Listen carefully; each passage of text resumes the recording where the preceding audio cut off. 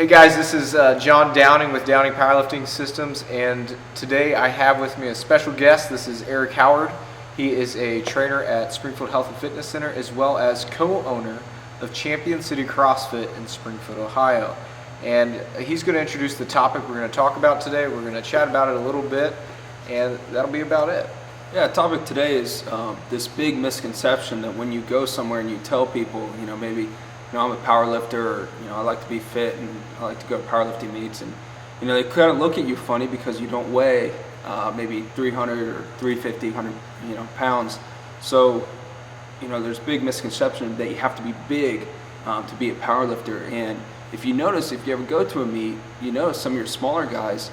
I'm in the 220 weight class. John, you're in the 181, right? Yeah, 181. 181. Some of your 181s. 165s, those guys 198, 220. Those are some of your best powerlifters out there.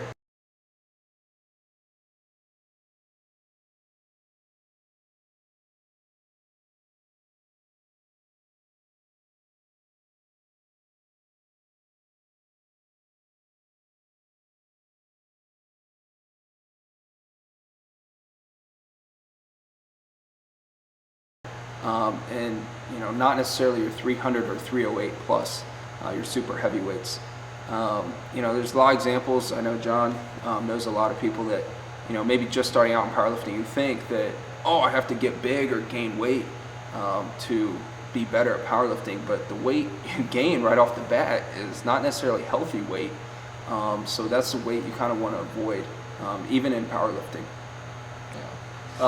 Myself, I experienced losing weight. I used to be closer to 200 pounds, lifting in the 198, and then I dropped down to the 181. And really what I experienced at first is that immediate loss of a little bit of strength, but then what I experienced is strength growth.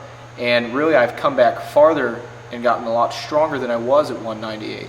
And when you look into people's Wilks, you begin to see that a lot of the lighter weight people are still proportionally lifting as much as the heavier weight.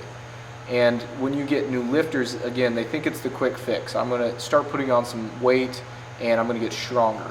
But really, in reality, they're not necessarily getting proportionally stronger. They're just getting stronger for the weight that they've put on. And especially around our area, or even at Ohio State, where I still help coach the Buckeye Barbell Club, we see some of this happening. Luckily, right now in our club, most of our lifters are lighter weight people, and we don't have anybody that's necessarily trying to put on weight just to get stronger.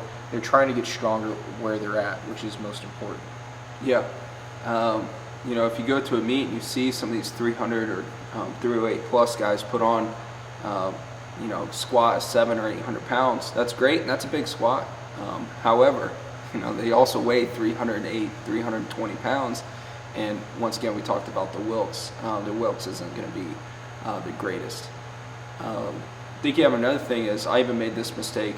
I went up to 260 when I first started, thinking that as I was getting stronger. I was adding weight onto the barbell, like John said, but it wasn't proportionally larger. I was actually decreasing my Wilks, even though my weight gain, as far as on the barbell, went up. So that can be a little deceiving when you are lifting, going, my number's going up, my total's going up.